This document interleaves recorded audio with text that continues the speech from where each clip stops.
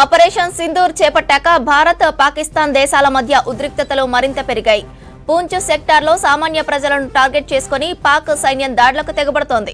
ఈ దాడిలో 10ల సంఖ్యలో పౌరులు చనిపోయినట్లు తెలుస్తోంది. దీంతో అప్రమత్తమైన కేంద్రం పూంచ్, యూరి, రాజోలి ప్రాంతాలను ప్రజలను సురక్షిత ప్రాంతాలకు తరలిస్తోంది. పాకిస్తాన్ చర్యలను భారత బలగాలను తిప్పికొడుతున్నాయి. ఇటు లైన్ ఆఫ్ కంట్రోల్ దగ్గర పాకిస్తాన్ సైన్యం పదే పదే కాల్పుల విరమణ ఒప్పందాన్ని ఉల్లంఘిస్తోంది. పాక్ కుట్రలను కేంద్ర ప్రభుత్వం నిశితంగా పరిశీలిస్తోంది. జమ్మూ కశ్మీర్లోని ఆర్మీ ఉన్నతాధికారులతో ఎప్పటికప్పుడు సమీక్ష చేపడుతోంది.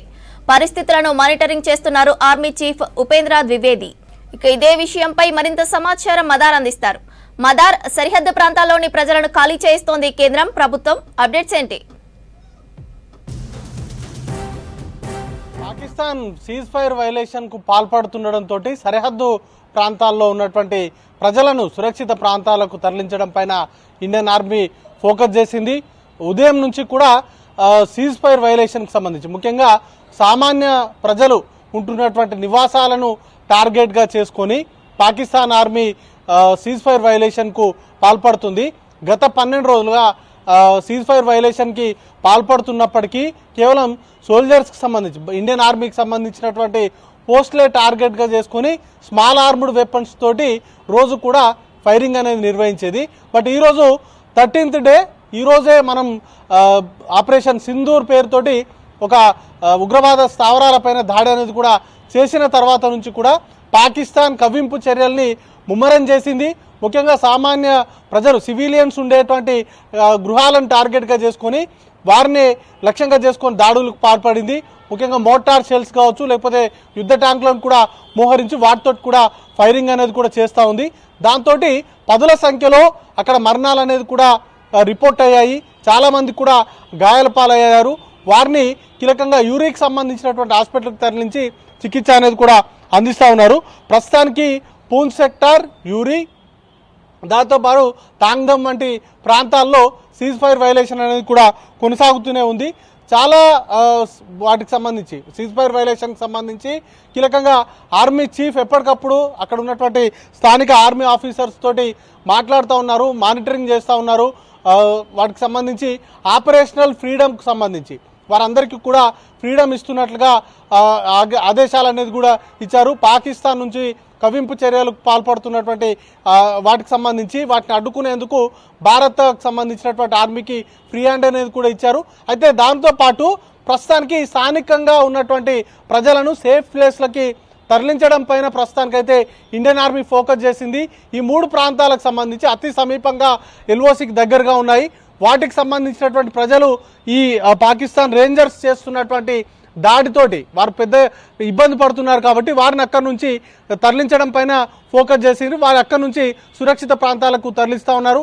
ఇప్పటికే బార్డర్స్లో ఉన్నటువంటి రాష్ట్రాలకు సంబంధించి ముఖ్యంగా జమ్మూ కాశ్మీర్ కావచ్చు, రాజస్థాన్, గుజరాత్, వెస్ట్ బెంగాల్, పంజాబ్ వంటి రాష్ట్రాలు చాలా ఎక్కువగా వాటితో ఇంపాక్ట్ అయ్యేటువంటి అవకాశాలు ఉన్నాయి.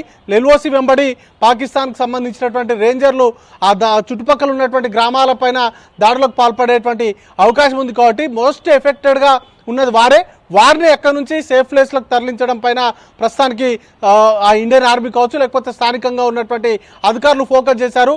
ఇప్పటికే కేంద్ర హోంశాఖ మంత్రి అమిత్ షా ఈరోజు మధ్యాహ్నం 2 గంటలకు ఒక హై లెవెల్ మీటింగ్ కూడా నిర్వహించారు. ఈ రాష్ట్రాలకు సంబంధించి ఏవైతే బార్డర్ రాష్ట్రాలు ఉన్నాయో వాటికి సంబంధించినటువంటి ముఖ్యమంత్రులు, చీఫ్ సెక్రటరీలు, వారితో పాటు డీజీపీలు కూడా ఈ సమావేశంలో పాల్గొన్నారు. ముఖ్యంగా రిహాబిలిటేషన్కి సంబంధించి, ముఖ్యంగా ఎవాక్యుయేషన్కి సంబంధించినటువంటి వాటిపైన ఫోకస్ చేశారు. వాటిని ప్రజలకు సంబంధించినటువంటి భద్రతకు ఫోకస్ చేస్తూనే సరిహద్దు ప్రాంతాల్లో మోహరించాల్సినటువంటి అంశాలపైన కావచ్చు, సైన్యం మోహరింపు, ఇట్లాంటి అన్ని అంశాలపైన కూడా ఫోకస్ చేశారు. వాటిలో భాగంగానే ఇప్పుడు ఇండియన్ ఆర్మీకి సంబంధించి ఎప్పటికప్పుడు బార్డర్లో ఉన్నటువంటి సిచ్యువేషన్స్ పైన ఎప్పటికప్పుడు మానిటరింగ్ అనేది కూడా చేస్తూనే అక్కడ ఉన్నటువంటి స్థానికంగా ఉన్నటువంటి ప్రజలను కూడా ఎవాక్యుయేషన్ చేసేందుకు అవసరమైనటువంటి చర్యలు అనేది కూడా తీసుకుంటున్నారు. శ్రవంతి.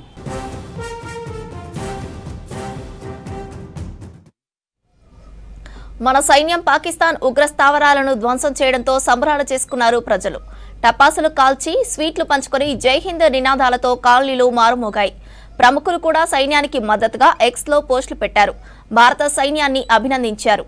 మన వాళ్లకు జరిగిన అన్యాయానికి సరైన న్యాయం చేశారని అన్నారు ప్రజలు.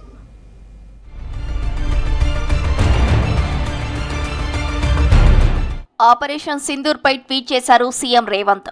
జై హింద్ అంటూ ఎక్స్ లో పోస్ట్ పెట్టారు. ఆపరేషన్ సింధూర్ విజయవంతం కావటం సంతోషంగా ఉందన్నారు. ఇండియన్ ఎయిర్ ఫోర్స్ పాకిస్తాన్ పీఓకేలోని ఉగ్ర స్థావరాలను ధ్వంసం చేయటం గర్వంగా ఉందన్నారు. దేశ స్థిరత్వానికి ఐకమత్యం కోసం ప్రతి ఒక్కరూ ఏకతాటిపైకి రావాల్సిన సమయం వచ్చిందని ట్వీట్ చేశారు రేవంత్.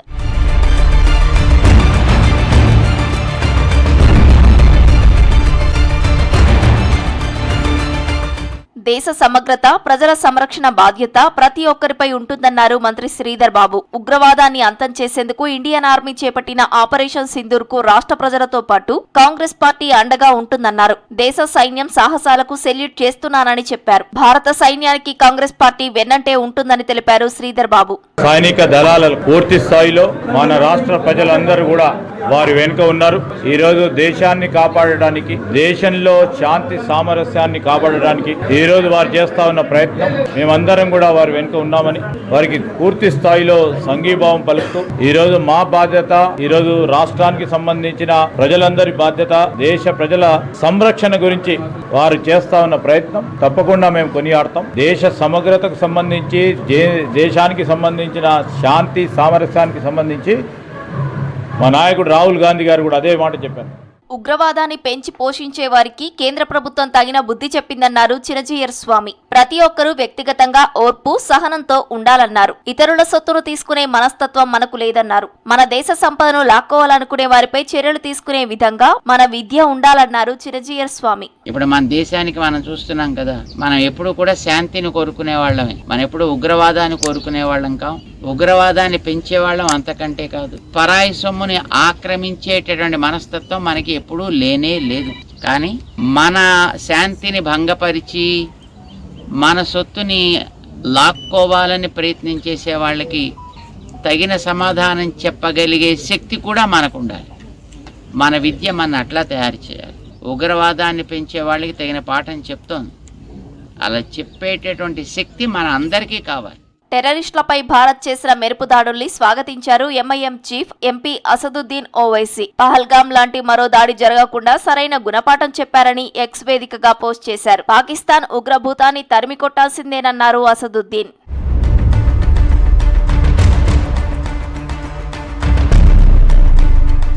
ఆపరేషన్ సింధూర్ విజయవంతంపై టాలీవుడ్ నటుడు జూనియర్ ఎన్టీఆర్, అల్లు అర్జున్ ట్వీట్ చేశారు. ఉగ్రవాద దాడుల్లో మరణించిన వారికి న్యాయం జరిగిందన్నారు అల్లు అర్జున్. భారత సైన్యానికి మరింత బలాన్ని చేకూరాలని ఆ భగవంతుడిని కోరుతున్నానని అన్నారు జూనియర్ ఎన్టీఆర్.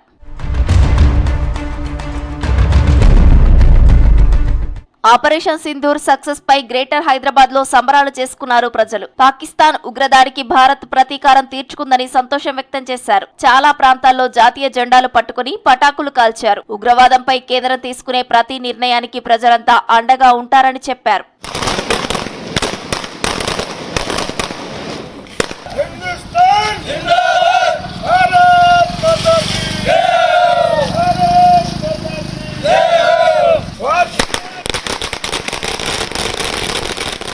సికింద్రాబాద్ లో ఆపరేషన్ సింధూర్ విజయవంతం కావడంతో యువకులు ర్యాలీ నిర్వహించారు. భారత్ మాతాకి జై అంటూ నినాదాలు చేశారు. పెద్ద ఎత్తున క్రాకర్లు పేలుస్తూ స్వీట్లు పంచారు. యావత్ భారత్ గర్వించేలా ఉగ్రవాద స్థావరాలను ఇండియన్ ఎయిర్ ఫోర్స్ ధ్వంసం చేసిందని హర్షం వ్యక్తం చేశారు.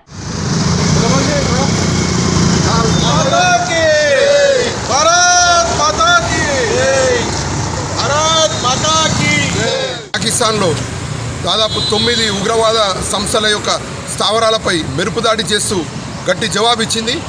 వారికి నిజమైన నివాళులు అర్పించినట్టు ఇదొక జవాబు. పాకిస్తాన్లో ఉన్న ఉగ్రవాదులకు, ఉగ్ర దాడులకు అన్నిటికీ కూడా గట్టి జవాబు. దాన్ని పురస్కరించుకొని భారత ప్రధాని నరేంద్ర మోదీ లాగా ఒక ప్రపంచ నాయకుడు గట్టి జవాబు ఇచ్చిన విధాన్ని అందరం కూడా మేము స్వాగతిస్తున్నాము. దానికి సందర్భంగా ఈరోజు ఇక్కడ సీతాఫల్ మండి సికింద్రాబాద్లో అందరం మిఠాయిలు పంచుకొని ఈ యొక్క పహల్గాం అమరవీరులకు నివాళులు అర్పించి ఇక్కడ ఈ యొక్క కార్యక్రమాన్ని చేపట్టాం. ఇండియన్ ఎయిర్ ఫోర్స్ చేపట్టిన ఆపరేషన్ సింధూర్ సక్సెస్ పై హైదరాబాద్ సరూర్ నగర్ లో సంబరాలు చేసుకున్నారు. స్థానిక కార్పొరేటర్ ఆకుల శ్రీవాణి ఆధ్వర్యంలో పటాకులు కాల్చి సంబరాలు చేసుకున్నారు. పాకిస్తాన్ ఉగ్రవాదానికి వ్యతిరేకంగా నినాదాలు చేశారు నాయకులు.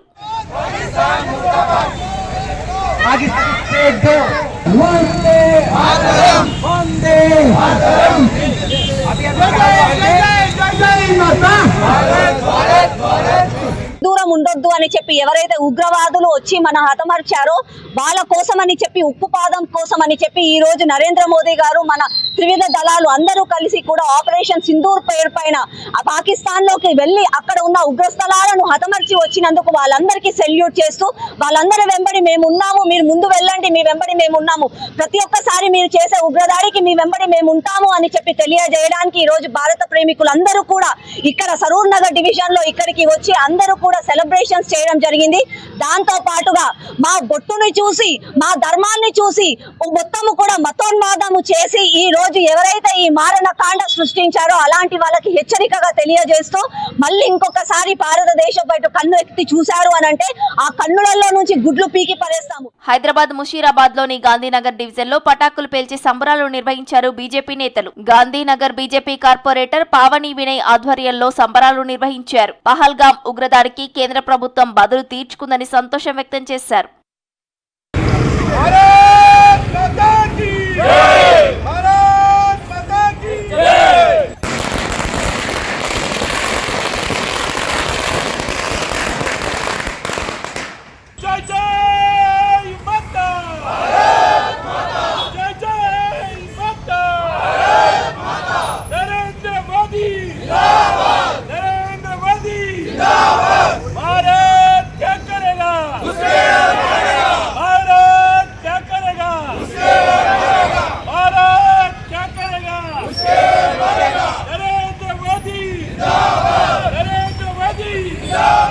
పహల్గాంలో పర్యాటకులను చంపిన పాకిస్తాన్ ఉగ్రవాదులకు కేంద్రం తగిన గురపాఠం చెప్పిందని సంబరాలు చేసుకున్నారు నగర ప్రజలు. మోదీ ప్రభుత్వానికి అండగా ఉంటామని తెలిపారు జనాలు.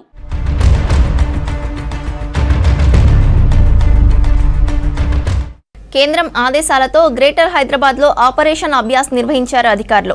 అత్యవసర సమయాల్లో ఎలా ఉండాలి, ఏం చేయాలనే దానిపై ప్రజలకు అవగాహన కల్పించారు. దాదాపు 12 విభాగాలకు చెందిన అధికారులు మాక్ డ్రిల్లో పాల్గొన్నాయి. మంటలు వ్యాపించినప్పుడు క్షతగాత్రులకు హాస్పిటల్కు తరలించడం, ఇతరులకు సహాయం చేయడం, వైమానిక దాడులు జరిగితే సురక్షిత ప్రాంతాలకు వెళ్లడం లాంటి కార్యక్రమాలపై అవగాహన కల్పించారు అధికారులు.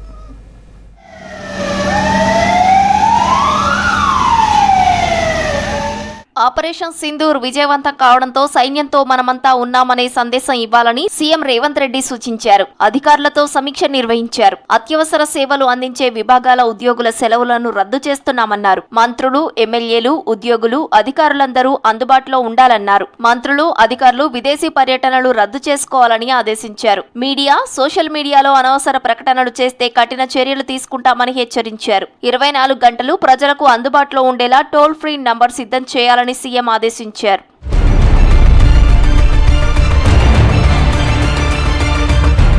ప్రజల్లో అప్రమత్తత పెంచాలని కేంద్రం ఆదేశాలతో నగరంలో మాక్ డ్రిల్ నిర్వహించామన్నారు CP CV Anand. Medical, health service, NDRF, SDRF, fire, revenue, GHMC, Transco సిబ్బంది ఈ కార్యక్రమంలో పాల్గొన్నారని తెలిపారు. అత్యవసర పరిస్థితుల్లో ఎలా రెస్పాండ్ కావాలో అలాగే అందరూ ప్రతిస్పందించారని తెలిపారు. ప్రజలను మానసికంగా సన్నద్ధం చేయడమే ఈ మాక్ డ్రిల్ ఉద్దేశమన్నారు సిపి. మొత్తం ప్రక్రియకు కమాండ్ కంట్రోల్ సెంటర్ నుంచి మానిటరింగ్ చేశారు CPCV Anand. Police, traffic police, law and order, medical and health services, fire and disaster management, NDRF, SDRF, revenue, GHMC, municipal administration మరియు ఇతర డిపార్ట్మెంట్స్ చెందిన అధికారులు, ఎనర్జీ, ట్రాన్స్కో వారందరూ కూడా ఆ ప్రాంతానికి తరలి వెళ్ళి అక్కడైతే ఎవరైతే ప్రాణాలు కోల్పోయారో వారిని షిఫ్ట్ చేయడం, ఎవరైతే ఈ దాడుల్లో క్షతగాత్రులయ్యారో వారిని అక్కడ నుండి స్ట్రెచర్స్ పైన తరలించడం, ఎక్కడైతే ఫైర్ అంటుకుందో, మంటలు అంటుకున్నాయో అక్కడ ఫైర్ టెండర్స్ ద్వారా అగ్నిని అక్కడ కంట్రోల్ చేయడం అనేది ఈ అన్ని చర్యలు కూడా తీసుకోవడం జరిగింది. సాయంత్రం 4 గంటలకు సిటీలోని 4 ప్రాంతాల్లో ఆపరేషన్ అభ్యాస్ పేరుతో మాక్ డ్రిల్ నిర్వహించారు అధికారులు. గోల్కొండలోని నానల్ నగర్, కంచన్బాగ్, సికింద్రాబాద్, ఈసీఐఎల్, ఎన్ఎఫ్సీలలో మాక్ డ్రిల్ చేశారు. 2 నిమిషాలు సైరన్ మోగింది. ప్రతికూల పరిస్థితుల్లో ప్రజలు ఎలా స్పందించాలనే తీరుపై అవగాహన కల్పించారు అధికారులు. అత్యవసర పరిస్థితి వస్తే ప్రజలు అప్రమత్తంగా ఉండాలని సూచించారు.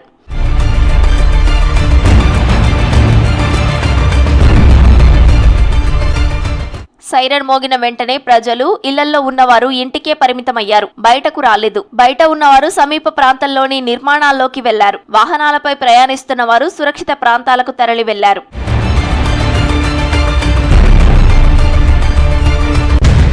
మరోవైపు మాక్ డ్రిల్లో భాగంగా ఫైరింగ్ జరిగినట్లుగా శబ్దాలు వినబడటం, సంఘ విద్రోహ శక్తులు కాల్పులు జరుపుతుండటం, ఒక భవనంలోకి వెళ్లి కాల్పులు జరిపితే అక్కడ ఉన్న వారిని సురక్షితంగా బయటకు తీసుకొస్తున్నట్లుగా మాక్ డ్రిల్లో ప్రదర్శించారు. డిఆర్డీఏ సమీపంలోని ఓ కాలనీలోని 24 అంతస్తుల భవనంలో అత్యవసర పరిస్థితులు ఏర్పడితే ఎలా సురక్షితంగా కాపాడాలనే అంశాన్ని వివరించారు. అక్కడ ఫైర్ ఇంజన్లను మోహరించారు. మొత్తంగా 12 శాఖల అధికారుల సమన్వయంతో ఈ మాక్ డ్రిల్ నిర్వహించారు. కాల్పుల్లో గాయపడిన వారిని తోటివారి సహాయంతో సురక్షిత ప్రాంతాలకు ఎలా తరలించాలనే అంశంపై కూడా ప్రజలకు అవగాహన కల్పించారు.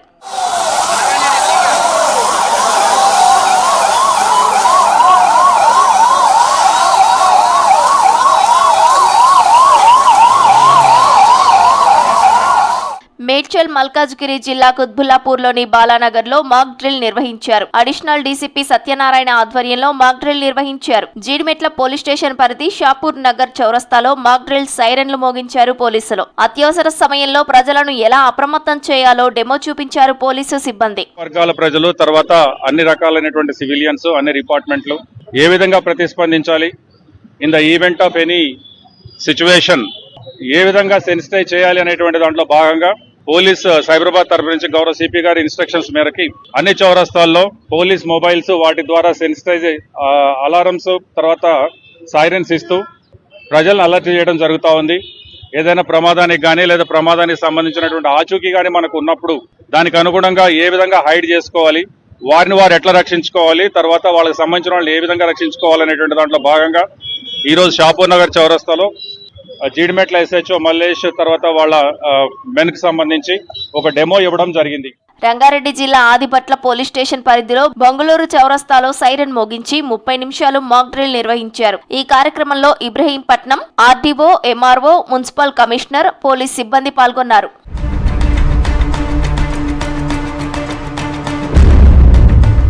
కుకట్పల్లి, బాలానగర్ ప్రాంతంలో మాక్ డ్రిల్ నిర్వహించారు పోలీసులు. అత్యవసర పరిస్థితుల్లో ఎలా వ్యవహరించాలో అవగాహన కల్పించారు. సికింద్రాబాద్ మారేడ్పల్లి చేనాయ్ గ్రౌండ్ లో కూడా మాక్ డ్రిల్స్ నిర్వహించారు. శంషాబాద్ బస్టాండ్ సమీపంలో డీసీపీ రాజేష్ ఆధ్వర్యంలో పోలీసులు మాక్ డ్రిల్ నిర్వహించారు. విపత్కర పరిస్థితులను ఎలా ఎదుర్కోవాలనే అవగాహన కల్పించారు. ఈ కార్యక్రమంలో Shamshabad MPDO, MRO, municipal commissioner, పలువురు పోలీసులు పాల్గొన్నారు.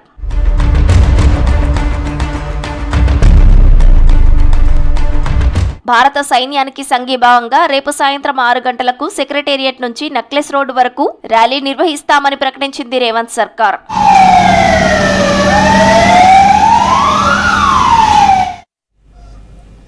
హైదరాబాద్ కాచిగూడ రైల్వే స్టేషన్లో మాక్ డ్రిల్ నిర్వహించారు. South central railway civil defence controller Udayanath Kotla ఆధ్వర్యంలో మాక్ డ్రిల్ నిర్వహించారు.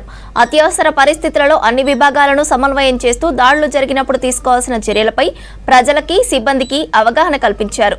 యుద్ధ సమయంలో రైల్వే సిబ్బంది ఎమర్జెన్సీ రెస్పాన్స్ టీంను అప్రమత్తం చేసి ముందు జాగ్రత్తలు ఎలా తీసుకోవాలో రిహార్సల్స్ చేసి చూపించారు. ఇదే విషయంపై మరింత సమాచారం హరిత అందిస్తారు. దేశవ్యాప్తంగా రక్షణ శాఖ పలు ప్రాంతాల్లో ఇటు మాక్ డ్రిల్స్ అయితే నిర్వహిస్తోంది. ముఖ్యంగా ఇటు భారత్, పాక్ మధ్య నెలకొన్న ఈ యుద్ధ వాతావరణం నేపథ్యంలో ఇటు పౌరులు కావచ్చు, పబ్లిక్ ఎలా వ్యవహరించాలి అన్న దానిపైన ఇటు అవగాహన కల్పిస్తున్నారు. ప్రస్తుతం దక్షిణ మధ్య రైల్వే ఆధ్వర్యంలో 4 డివిజన్స్లో ఈ మాక్ డ్రిల్స్ అయితే చేపట్టడం జరిగింది. ప్రస్తుతం సికింద్రాబాద్, మనకు హైదరాబాద్, నాంపల్లి, కాచిగూడ ప్రధాన 4 రైల్వే స్టేషన్లు ఉండడంతో దీంట్లో ముఖ్యంగా కాచిగూడ రైల్వే స్టేషన్లో ఈ మాక్ డ్రిల్స్ అయితే చేపట్టడం జరిగింది.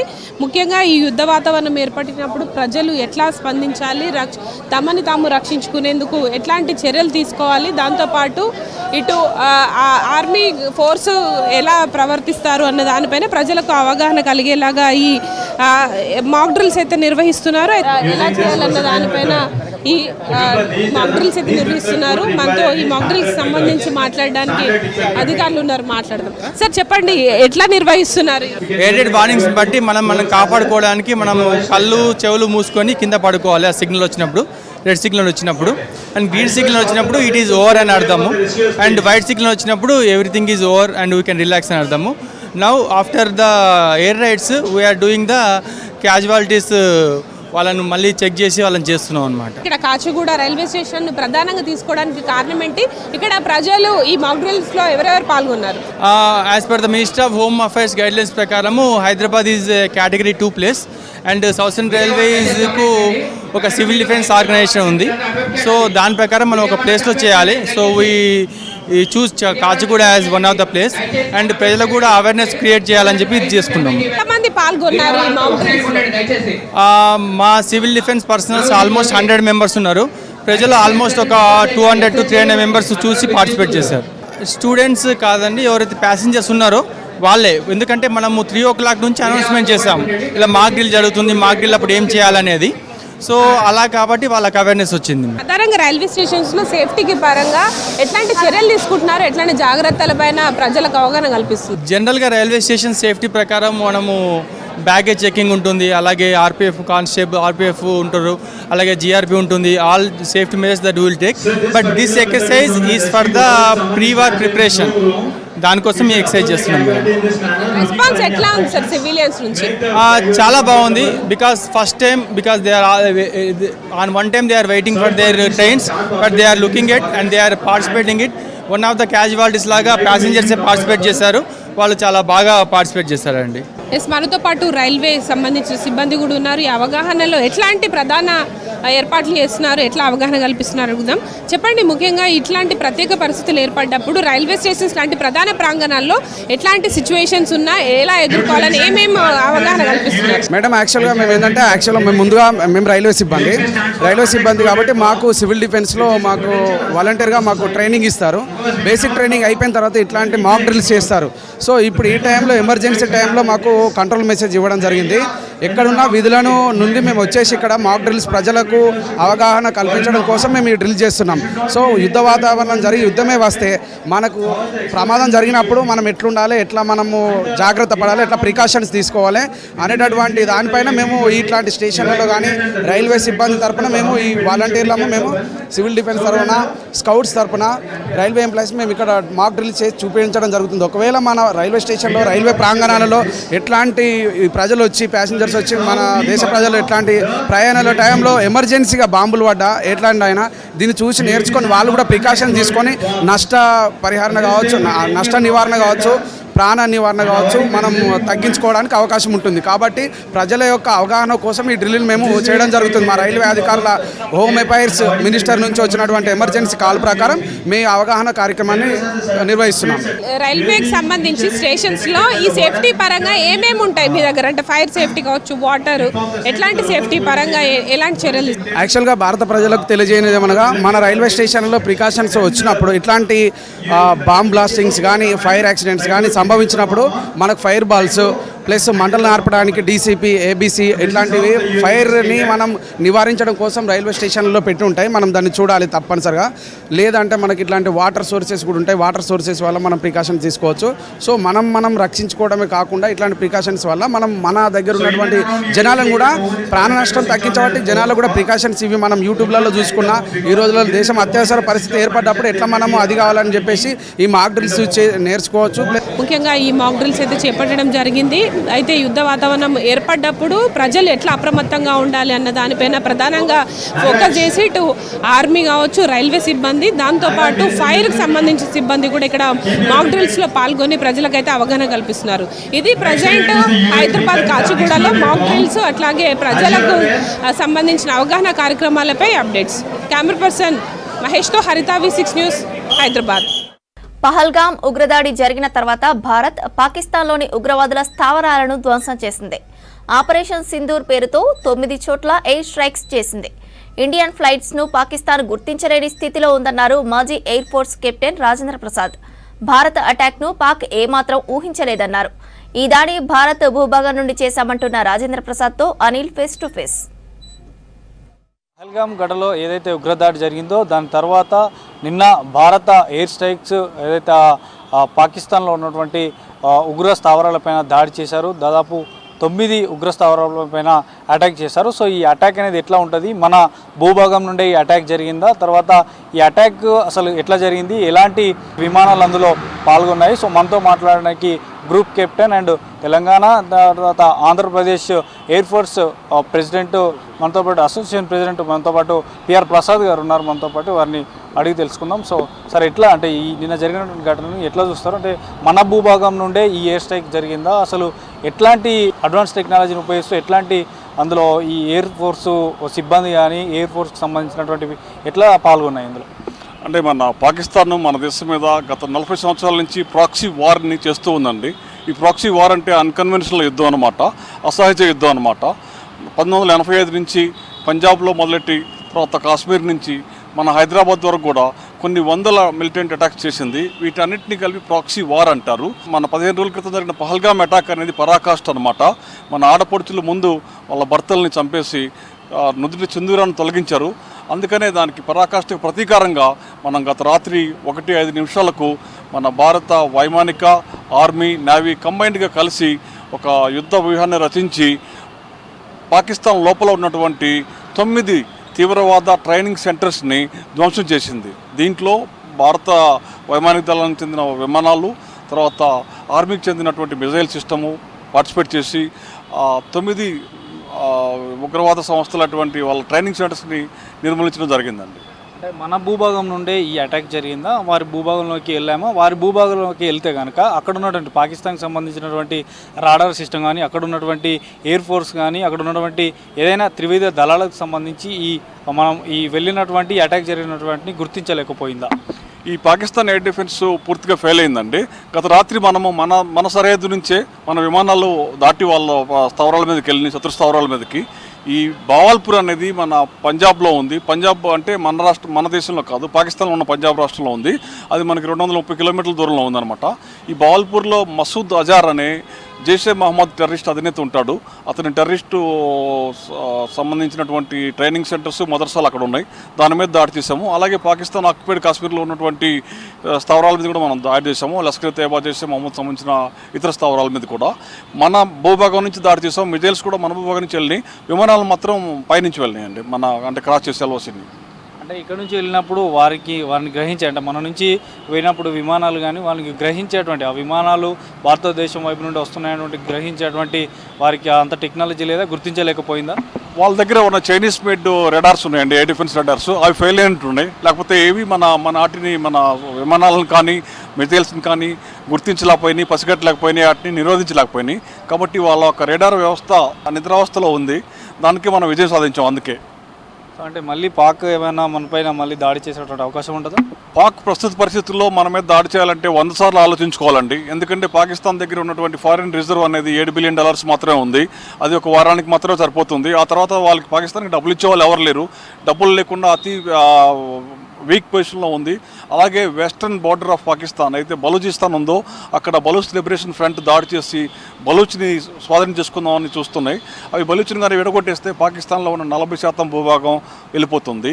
పాకిస్తాన్ చాలా వీక్ పొజిషన్లో ఉంది. కాబట్టి మన మీద దాడి చేయడానికి 100 సార్లు ఆలోచించాలి. ఎందుకంటే యుద్ధంలోకి వచ్చిందంటే డబ్బులు లేవు, డబ్బులు ఇచ్చే దేశాలు కూడా లేవు. పాక్ మళ్ళీ భారత్ పైన దాడి చేసే అవకాశం ఉండకపోవచ్చు. చేసినా కూడా మళ్ళీ భారత్ తిప్పికొట్టేటువంటి అవకాశం ఉంటుంది. తిప్పికొట్టినా కూడా వారి దగ్గర ఎట్లాంటి భారత్ ఎట్లా ముందుకు వెళ్ళినా వారు తట్టుకోలేనటువంటి పరిస్థితి ఉందంటూ కూడా retired air force captain Prasad Kumar చెప్తున్నారు. Video Srikanth, Anil, V6 news, Hyderabad. Taruni foundation మహిళల హక్కులు, బాలల రక్షణ వంటి కీలక రంగాల్లో ఎంతో గొప్పదని చేస్తోందని Peddapalli MP Vamsi Krishna, Taruni foundation, campus law associates లాంటి సంస్థలతో భాగస్వామ్యం గర్వంగా ఉందన్నారు అంబేద్కర్ కాలేజీల కరెస్పాండెంట్ సరోజ. హైదరాబాద్ బాగ్లింగంపల్లిలోని డాక్టర్ బిఆర్ అంబేద్కర్ లా కాలేజీలో అవగాహన ఒప్పంద కార్యక్రమం జరిగింది. Taruni foundation, campus law associates తో కలిసి కాలేజీ ఎంఓయూను కుదుర్చుకుంది. ఈ కార్యక్రమానికి ముఖ్య అతిథిగా పెద్దపల్లి ఎంపీ వంశీకృష్ణ, అంబేద్కర్ కాలేజీల కరెస్పాండెంట్ డాక్టర్ సరోజ సహా ఇతర అధికారులు పాల్గొన్నారు. ఒప్పందంతో లా విద్యార్థులకు ప్రాక్టికల్ శిక్షణ, ఇంటర్న్షిప్ అవకాశాలు, న్యాయ వ్యవస్థపై అవగాహన కలగనుంది. I think that really struck a very core memory of mine with Kaka Garu. He would always tell, and I keep using this phrase a lot. Hum kisi se kam nahi hai. He would always tell us that at home. And I'm very fortunate to be born in this family, and especially to a wonderful person like my mother, my sisters at home. We had a very strong value system, and the core values that we had in terms of how we should behave in the society, how we should add value to the society. Because మనం విన్నట్టయితే సొసైటీలో ఎన్నో రకాలుగా అన్యాయాలు జరుగుతున్నాయి. Unfortunately ఈ under privilege సెక్షన్స్లో parents వాళ్ళని ఎడ్యుకేట్ చేసి little bit briefing about our physical body గురించి వచ్చే చేంజెస్ గురించి, what is the good touch, bad touch అనేది ఇది కనుక మనం పిల్లలకి చిన్నప్పటి నుంచే నేర్పించగలిగితే I think many of the atrocities whatever it is can be arrested. So atrocities అంటే ఇప్పుడు రేప్ విక్టిమ్సే కాదు, పెళ్ళైన వారు కూడా there are so many kind of problems they are facing అని చెప్పారు. సో ఇట్లాంటి వారిలో I think I really pat Priya for helping them in so many ways through your foundation. It's really commendable, and we, Dr. B.R. Ambedkar Education Institutions, wanting to be part of your journey, going along, marching towards making a difference in the society. I am really more than happy to welcome you and looking forward for this. We've been planning this event since so many days. Education is so important for any member of the society, maybe a woman, child, man, senior citizen, whoever. We have Vayojana Vidya also. If education is not so important, we do not have Vayojana Vidya. So education is important at every level. Our institution, our Kakaji's institution, is taking that seat as one of the biggest ever strongest force. And the second thing is the legal support. So if you have education, every citizen is born with certain rights and remedies and roles and responsibilities. So Compass Law steps in that sphere. Also make the people aware, every citizen aware what all the legal rights they have. So because if you don't give a legal right to a citizen or a community member, we cannot ask them to be liable to the community, right? So we need to give them something to take something back from them. So that's where we wanted to also help the people to get education, empowerment, get their legal rights and get the justice done for their causes, and we wanted to help them with the direction. I run an NGO called Taruni since 25 years. We work for the adolescent girls and women. We work in the rural villages. We set up Balika Sanghas, the girl child clubs, to mentor them, and we work for the 10 to 20 age group, where we give them all the life skills, all the skills required to survive in this world. So with those skills, I can assure you, these girls from our Balika Sanghas definitely will not drop out, will not get married early, will not, their next generation also is, protected. Medchal జిల్లా జవహర్ నగర్ లో విషాదం చోటు చేసుకుంది. Dumping yard లో power project 2వ దశ పనులు జరుగుతుండగా లిఫ్ట్ తెగి 3 కార్మికులు మృతి చెందారు. డంపింగ్ యార్డ్ లో పవర్ ప్రాజెక్టులో భాగంగా చిమ్నీలో పనులు జరుగుతుండగా లిఫ్ట్ ఒక్కసారిగా కూలినట్లు పోలీసులు చెబుతున్నారు. ఘటనలో కార్మికులు తీవ్రంగా గాయపడ్డారు. వారిని ఆసుపత్రికి తరలించగా చికిత్స పొందుతూ చనిపోయారు. మృతులు ఉత్తరప్రదేశ్కు చెందిన సూరజ్, ప్రక్ష, అమిత్ గా గుర్తించారు. కేసు నమోదు చేసుకుని దర్యాప్తు చేస్తున్నారు పోలీసులు.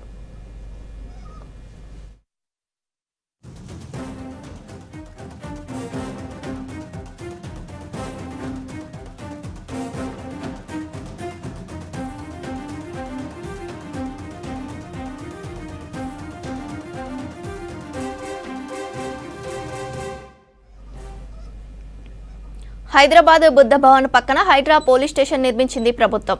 రేపు సీఎం రేవంత్ రెడ్డి ప్రారంభించనున్నారు. హైడ్రాకు 6 ఇన్స్పెక్టర్లను, 12 మంది ఎస్ఐలను, 30 మంది కానిస్టేబుళ్లను నియమించింది ప్రభుత్వం. ఎస్హెచ్ఓగా ఏసీపీ తిరుమలను కేటాయించింది. ప్రభుత్వ భూములు, పార్కులు, రహదారులు, చెరువులు, నాలాలను ఆక్రమించిన వారిపై హైడ్రా పోలీస్ స్టేషన్లో కేసులు నమోదు చేస్తామన్నారు అధికారులు.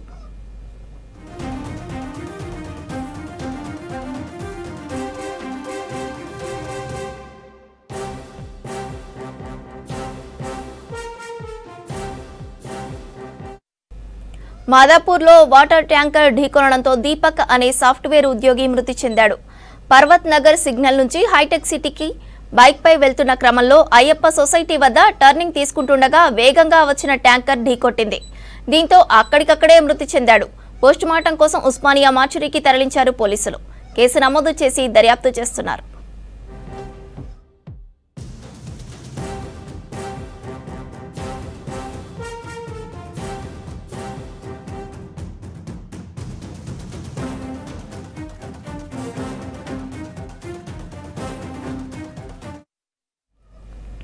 Miss world grand final stage వెల్తురుల మధ్య మెరిసిపోయే మోడల్స్, చప్పట్లతో మార్మోగే ఆడిటోరియం, ప్రపంచవ్యాప్తంగా ప్రసారమయ్యే ప్రత్యక్ష ప్రసారం, ఇవి అంతా ఒక్క మిస్ వరల్డ్ పోటీలోనే జరుగుతుంది. కానీ ఆ మెరుపుల వెనుక మరో వాస్తవ ప్రపంచం ఉంది. మిస్ వరల్డ్ ఫైనల్ అంటే కేవలం మేకప్ గదులే కాదు, కంటెస్టెంట్స్ అభిప్రాయాలు, వారి ఆశలు, ఆశయాలు కూడా ఉంటాయి.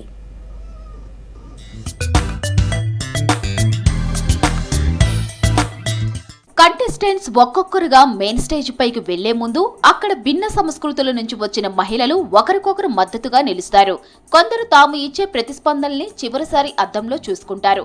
మరికొందరు ధ్యానం చేస్తారు. ఇంకొందరు తమ దేశ సంస్కృతిని గర్వంగా ప్రస్తావించడానికి ప్రిపేర్ అవుతుంటారు. ఈ వాతావరణంలో పోటీ కన్నా సోదరి భావమే ఎక్కువగా కనిపిస్తుంది.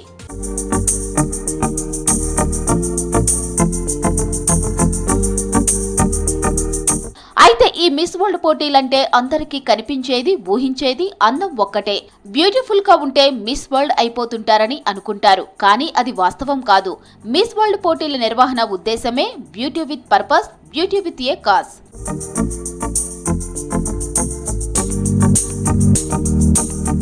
ఇక ఫెమినిజం అంటే మహిళలకు సమాన అవకాశాలు, స్వాతంత్రం, సొంత నిర్ణయాలు తీసుకునే హక్కు కలిగి ఉంటాం. మిస్ వరల్డ్ లాంటి పోటీలు రెండు వైపులా చర్చకు తావిస్తాయి. ఇందులో ఒకటి మిస్ వరల్డ్ పోటీలు మహిళలు తమ ప్రతిభను, వ్యక్తిత్వాన్ని, సామాజిక సేవ పట్ల నిబద్ధతను ప్రపంచానికి చూపించుకునే వేదికలుగా మారాయి. కొంతమంది విజేతలు విద్య, ఆరోగ్యం, మహిళలపై హింస నిర్మూలించేందుకు ప్రచారకర్తలుగా ఎదుగుతారు. Beauty with a purpose mission ద్వారా అనేక సామాజిక ప్రాజెక్టులకు వర్క్ చేస్తారు. మరొక వాదన శరీర ఆకృతినే మెయిన్ గా చూపించే పోటీలంటూ ఇది మహిళలను కించపరిచేలా ఉన్నాయనే వాళ్లు ఉన్నారు. మహిళలను విజ్ఞానం, సామర్థ్యంతో కాకుండా వారి రూపం ఆధారంగా విన్నర్స్ గా ఎలా నిర్ణయిస్తారని ప్రశ్నించే వాళ్లు ఉన్నారు.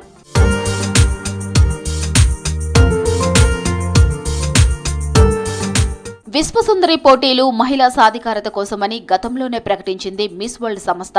అయితే ఇది పోటీలో పాల్గొన్న వ్యక్తులపై ఆధారపడి ఉంటుందన్నారు. కొందరు ఈ వేదికను తాము ఎదుర్కొన్న సవాళ్లను ప్రపంచానికి చెప్పడానికి ఉపయోగిస్తారు. మరికొందరు బ్రాండ్ ప్రమోషన్లు చేస్తుంటారు.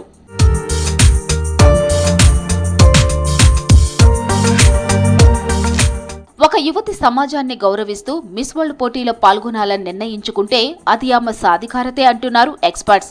ఈ వేదికపై మెరిసే పార్టిసిపెంట్స్ కేవలం గ్లామర్ డాల్స్ మాత్రమే కాదంటున్నారు. వాళ్ల వెనుక ఉన్న కష్టాలు, పోరాటాలు, లక్ష్యాలు ప్రపంచం వినాలని, అర్థం చేసుకోవాలని ఈ పోటీలు సూచిస్తున్నాయంటున్నారు నిపుణులు.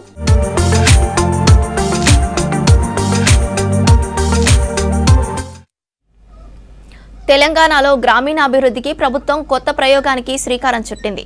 ఉపాధి హామీ పథకం కింద ఊరూరా చేపల చెరువులు నిర్మించేందుకు నిర్ణయం తీసుకుంది. చెరువుల శిఖం భూములను వినియోగించి మత్స్య సంపదను పెంచుతూ అదే సమయంలో వేలాది మందికి ఉపాధి కల్పించేందుకు ప్రభుత్వ ప్రణాళికలు రచిస్తోంది.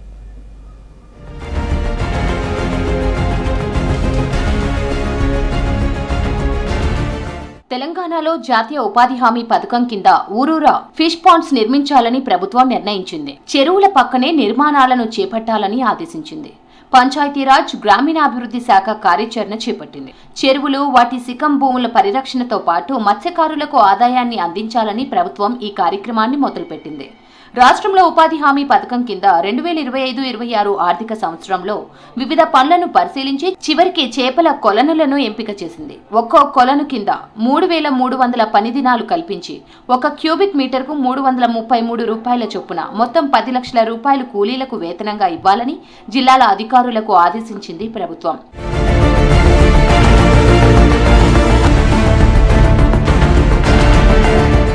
చెరువులు, కుంటల శిఖాల్లోని అనువైన భూములను ఉపాధి హామీ అధికారులు గుర్తిస్తారని తెలిపారు ఫిషరీస్ అడిషనల్ డైరెక్టర్ శ్రీనివాస్. నీటిపారుదల, రెవెన్యూ, మత్స్యశాఖల అధికారుల అనుమతి తీసుకుంటారన్నారు. ఈ ప్రతిపాదనను జిల్లా కలెక్టర్కు పంపి అక్కడ ఆమోదం లభించాక పనులను చేపడతారని తెలిపారు. ఒక్కో కొలన్ను 14 మీటర్ల పొడవు, 24 మీటర్ల వెడల్పు, 2 మీటర్ల లోతుతో నిర్మిస్తారు.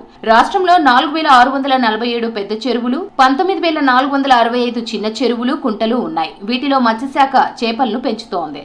చెరువుకు 100 నుంచి 300 మీటర్ల దూరంలో చేపల కొలనులు నిర్మిస్తామన్నారు శ్రీనివాస్. మహాత్మా గాంధీ గ్రామీణ ఉపాధి హామీ పథకం కింద చెరువుల షోర్ ఏరియాలో ఈ చేప పిల్లల పెంపకాని కోసం అంటూ కొన్ని పాండ్స్ నిర్మాణం చేయడం జరుగుతుంది. అట్టి పాండ్స్లో ఏంటంటే మత్స్యకారులు చిన్న సైజు అంటే అరంగులం నుంచి అంగుళం ఉన్న చేప పిల్లలను తీసుకొని పెంచుకొని పెరిగిన తర్వాత ఒక 3-4 అంగుళాలు అయిన తర్వాత సుమారు దానికి 60 నుంచి 90 రోజులు పడుతుంది. పెరిగిన తర్వాత దాన్ని తీసుకెళ్లి వాళ్ళు ఆ పక్కనే చెరువులో వేసేసుకుంటే ఏంటంటే దీనివల్ల ఎన్నో ఉపయోగాలు ఉన్నాయి. కూలీలకు ఉపాధి కల్పన, చెరువుల ఆక్రమణలకు అడ్డుకట్ట వేయడంతో పాటు సికం భూములను కాపాడవచ్చంటున్నారు అధికారులు. మరోవైపు రాష్ట్రంలో మత్స్య సంపద భారీగా పెరుగుతుందని అధికారులు అంచనా వేస్తున్నారు. ఏటా 100 కోట్ల చేప పిల్లలను ప్రభుత్వం ఉచితంగా పంపిణీ చేస్తోంది.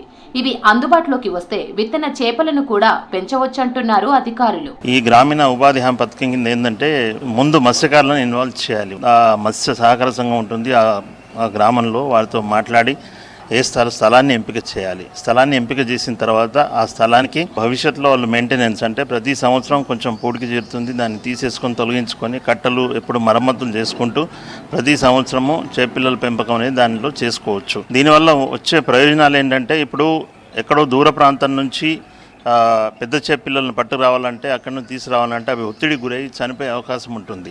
మరి ఇంకోటి ఏంటంటే కాస్ట్ వచ్చేసి కూడా 3-4 అంగుళాల చేపపిల్ల ఖరీదు వచ్చేసి ₹2 ఉంటుంది మార్కెట్లో. అదే ఒకవేళ ఇక ఈ విధంగా తవ్విన చెరువుల్లో గిట్ట మత్స్యకారులు పెంచుకుంటే గిట్ట వీళ్ళకి ఏంటంటే 50 పైసలకు మించి పడదు. ఇంకోటి ఏంటంటే నాణ్యమైన చేపలు అదే వాతావరణంలో అంటే ఆ చెరువు పక్కనే ఉంది కాబట్టి ఆ చెరువు యొక్క వాతావరణం అక్కడ ఉన్న పరిసరాల ప్రాంత వాతావరణం ఒకే విధంగా ఉంటుంది కాబట్టి ఏంటంటే బ్రతుకుదల అంటే చేప పిల్లలు ఎక్కువ శాతం బతుకుతాయి. మత్స్యకారులను ఆర్థికంగా బలోపేతం చేసే లక్ష్యంతో జాతీయ ఉపాధి హామీ పథకంతో చేపల చెరువుల నిర్మాణాన్ని లింక్ చేసింది రాష్ట్ర ప్రభుత్వం. దీంతో గ్రామాల్లోని ప్రభుత్వ భూముల పరిరక్షణతో పాటు చెరువులు, కుంటల FTL బఫర్ జోన్లను ఆక్రమించకుండా చేయొచ్చంటున్నారు అధికారులు.